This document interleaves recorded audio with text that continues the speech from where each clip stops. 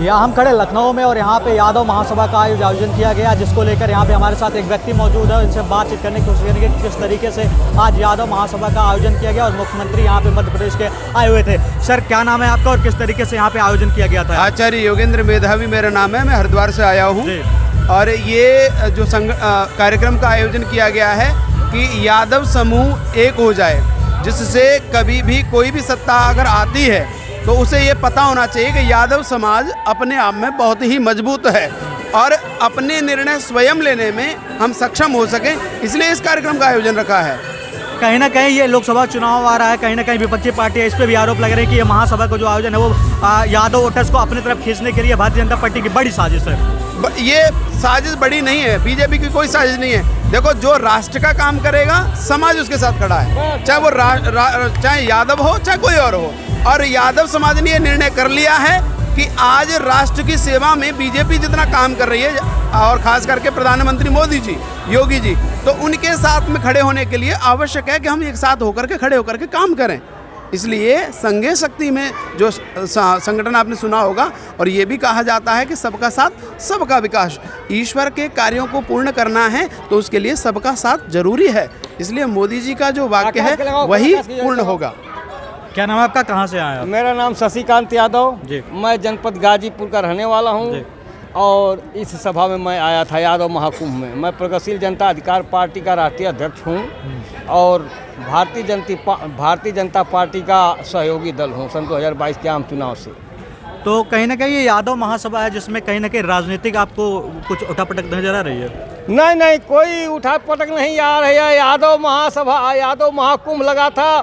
यादव इस धरती की पूरे विश्व में क्योंकि मुख्यमंत्री का पहली बार यहाँ पे आगमन हुआ है, इसको कोई पढ़ा नहीं सकता। यादवों का कीर्तिमान सदा से इस धरती पर स्थापित रहा है और सदा स्थापित रहेगा। यादव जात को कोई पहाड़ा नहीं पढ़ा सकता, न किसी के कहने पर भाजपा कहने पर, किसी के कहने पर नहीं।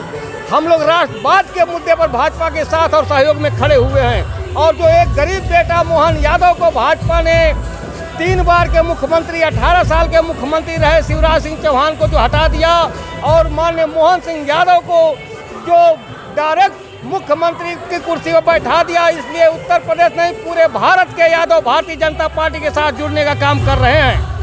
यादव जात बहुत समृद्ध और बहुत बुद्धिमान जात है। देश के प्रति जितना वह सचेत रहता है उतना कोई नहीं रहता है। इसलिए यादव जात के लोग अब भारतीय जनता पार्टी के साथ पलायन कर चुके हैं, सिर्फ राष्ट्रवाद के चलते।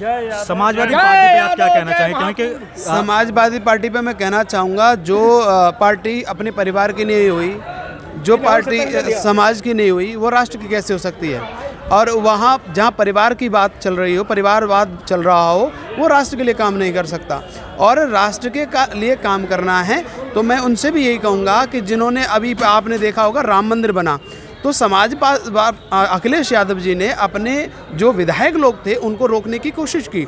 तो इससे ये साबित हो रहा है कि सपा सरकार हिंदुत्ववादी नहीं है, सपा सरकार राष्ट्रवादी सरकार नहीं है, और इसलिए उसको बिल्कुल इग्नोर करना चाहिए हमें। और यादव समूह को ये निर्णय लेना चाहिए कि हम बीजेपी के साथ खड़े हैं और बीजेपी के साथ ही हमारे देश का और हमारा गौरव निश्चित करता है। इसलिए समाजवादी पार्टी को मैं ये भी संदेश देना चाहता हूँ कि वो अपने कार्यों को राष्ट्र हित में करेगी तो शायद उसका भी ये कार्य हो सकता है। क्या नाम है आपका, कहाँ से? हमारा नाम राम सिंह यादव है, हम आजमगढ़ से आए हैं।